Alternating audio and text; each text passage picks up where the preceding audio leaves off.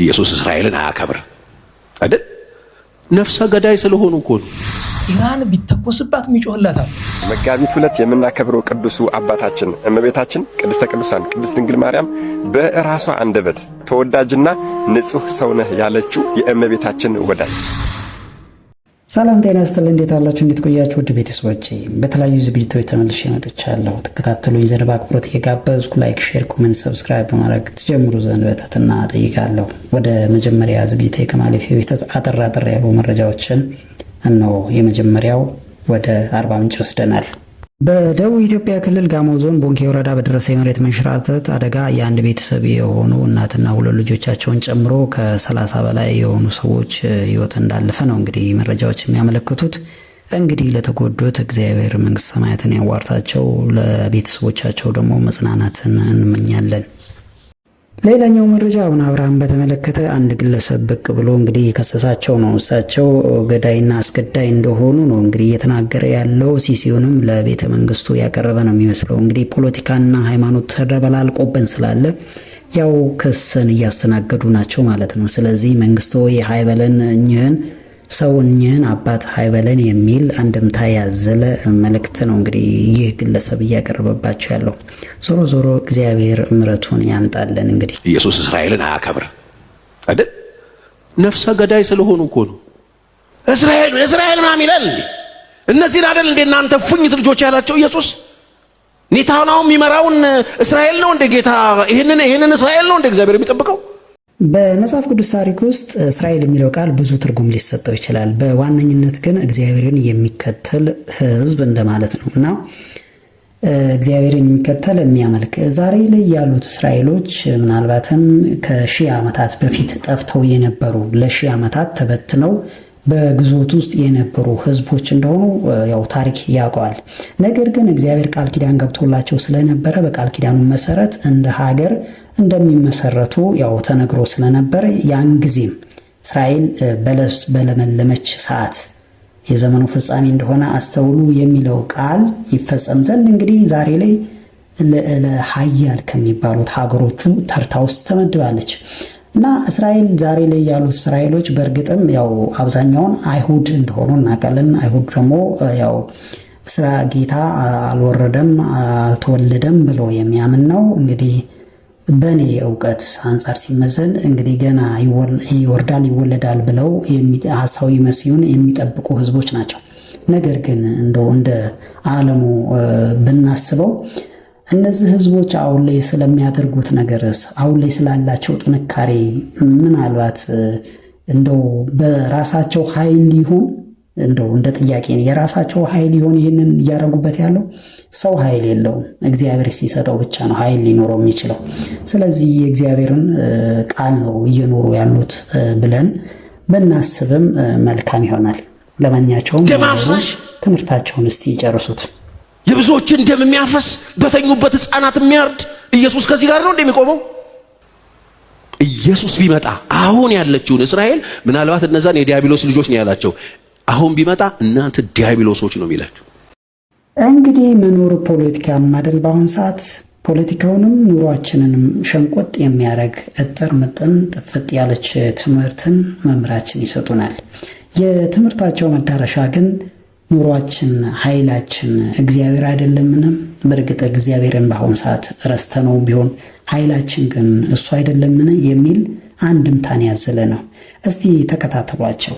ከፈውን መሰላችሁ ኢራን ቢተኮስባት ሚጮህላታል። ለምሳሌ ፓኪስታን ውስጥ ተቃውሞ ሰልፍ የ2 ቀን ነው አይደለም? 20 ሰው ተገሏል። ለምን ኢራን ነካችሁ ብሎ ሰላማዊ ሰልፍ የሚወጣ እዚህ ግን አረሲም በለው የትም በለው ኦርቶዶክሳዊ ሲገደል እንኳን ይቅርና የሌላ ሀገር ዜጋ የኛ ሀገር ኦርቶዶክሳዊ ትዝም አይለንም። ዘመድ ብዙ የለንም። እግዚአብሔር ነበረ ዘመዳችን። ነበረ ያልኩት ለምንድን ነው? ትተህ ነው። እኛ እግዚአብሔር ነው ዘመዳችን። የሰው ዘመድ ምድራዊ ዘመድ የለንም። ዛሬ የምናከብረው የአድዋ ጦርነት እንኳን ማን አገዘን? እገሌ የሚባል ያገዘን አለ? የለም እኮ። ግን አባቶቻችን ፈሊጥ ስለሚያውቁ ማንን ያዙ? እግዚአብሔርን፣ እመቤታችንን፣ ቅዱሳንን ያዙና አሸነፉ። የማይገመት ነገር ማለት ነው። ነገራችሁ ላይ ጦርነት ብዙ ዓመታት ይወስዳል አይደል? ዓመታት አይደለም፣ ወራትም አይደለም፣ ሳምንታትም አይደለም፣ ቀናትም አይደለም፣ ኢቭን አንድ ቀንም አይደለም የወሰደው። ጦርነቱ እኮ 3 ሰዓት ወይ 4 ሰዓት ነው። እዛ በላይ አልወሰድም። እንድታውቁት የአድዋ ሶሎዳ እንደ አባ ገሪማ በዛ ዙሪያ የተደረገው ጦርነት እኮ ምናልባት ሰዓታት ነው። በእርግጥ አጼ ምኒልክ ወደ ድንኳናቸው የተመለሱት ከ11 ሰዓት በኋላ ነው። ያ ግን የሆነው ጠላትን ማባረር፣ ምርኮ መሰብሰብ ነው እንጂ እስከ 4 እስከ 5 ሰዓት ሁሉ ነገር አልቆ ነበር ማለት ጠላት ተሸንፎ ነበር።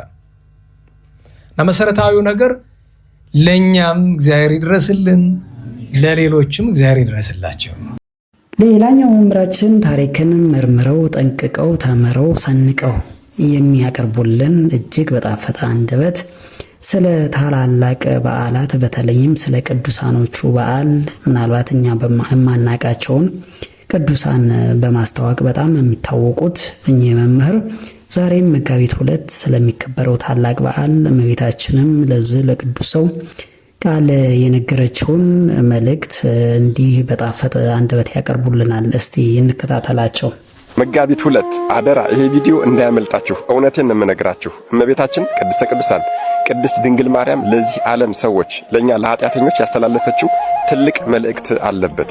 አዎ ነገ መጋቢት 2 የምናከብረው ቅዱሱ አባታችን እመቤታችን ቅድስተ ቅዱሳን ቅድስት ድንግል ማርያም በራሷ አንደበት ተወዳጅና ንጹሕ ሰው ነህ ያለችው የእመቤታችን ወዳጅ ለመሆኑ እመቤታችን ቅድስተ ቅዱሳን ቅድስት ድንግል ማርያም በዚህ ቅዱስ በኩል ለዓለም ሰዎች ንገራቸው፣ ለልጆች ንገራቸው ብላ ያስተላለፈችልን መልእክት ምንድነው? ይሄ ቅዱስ አቡነ ጎርጎርዮስ ራእየ ህቡአት ወይም ደግሞ ሚስጥራትን የተመለከተ ሚስጥራትን ያየ ይባላል። ሀገሩ ሮሃ ሶሪያ አካባቢ ሲሆን ከኃጢአት ምን የቀረው የሌለ ሁሉንም ኃጢአት የፈጸመ ኃጢአተኛ በደለኛ ሰው ሲሆን ነገር ግን እመቤታችንን በፍጹም ልቡ በፍጹም ፍቅር ይወዳትና ያከብራት ነበር።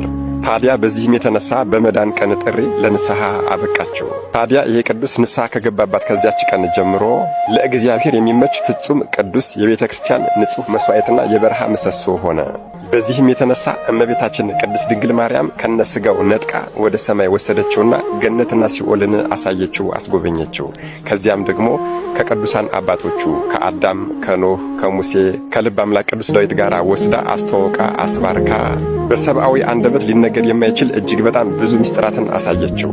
እንዴት ያስቀናል በእውነት እንዲህ አይነት ቅዱስ አባት ታሪካቸውን መስማት፣ ሰማያዊ ክብርን ማየት በሳቸው። እንግዲህ እኚህ አባት በጣም ኃጢአት የሚባለን ሁሉ ሲሰሩ የነበሩም እንደገና በክብር በንስሐ እንደተጠሩ እመቤታችንም ተራዳይነቷ በምልጃዋ እንግዲህ ጠብቃቸው ወደ ሰማይም ይዛቸው ሄዳ ሰማይ ቤት አኗኗሩን የጎበኙ ክብረ ቅዱሳንን ክብረ ደናግላንን አኗኗራቸውን ግርማቸውን ግርማ ክብራቸውን ነው አስፈሪነቱን ያዩ ፊታቸው እንደ ፀሐይ የሚያበራ ከፀሐይም በበለጠ የሚያበራ ያንን ያዩ ቅዱሳንን እነ ቅዱስ ዳዊትን ያዩ ቅዱስ ዳዊትን በተለይ ማን ማየት የማይፈልጋለ ቅዱስ ዳዊትን በበገና እግዚአብሔርን ሲያመሰግን እንግዲህ በታሪክ እንደምናውቀው እግዚአብሔርን በበገና ሲያመሰግን እንደነበረ እንደውም አይቶት ጺሙ የተንዠረገገ አረጋዊ አባት በገናውን ይዞ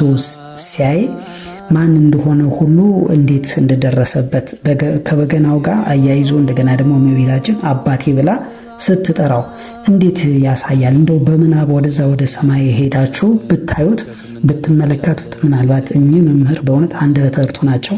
ታሪክን በደንብ ያስረዳሉና እስቲ ተከታተሏቸው እሳቸውንም እና ታሪኩን ስትሰሙት እንዴት ያስቀናል በእውነት ለአንድ ክርስቲያን ይህ ትልቅ ነገር ነው፣ መንፈሳዊ ምግብ ነውና ታሪኩ በጣም ደስ ይላል። ለማንኛቸውም እንኳን አደረሳችሁ ቅዱስ ጎርጎርዮስ። እንግዲህ ታሪኩን ሰማይ ቤት ያየውን መዝግቦ ይህ ቅዱስ አባት ለአባቶች ታሪኩን እንዳስቀመጠ ነው እንግዲህ መምህራችን ሲያስተምሩ የነበረው።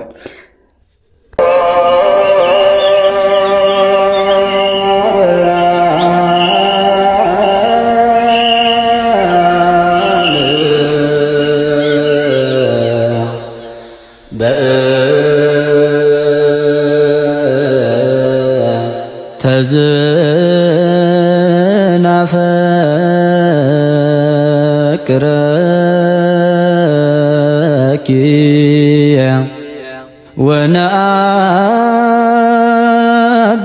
ወነአብየኪ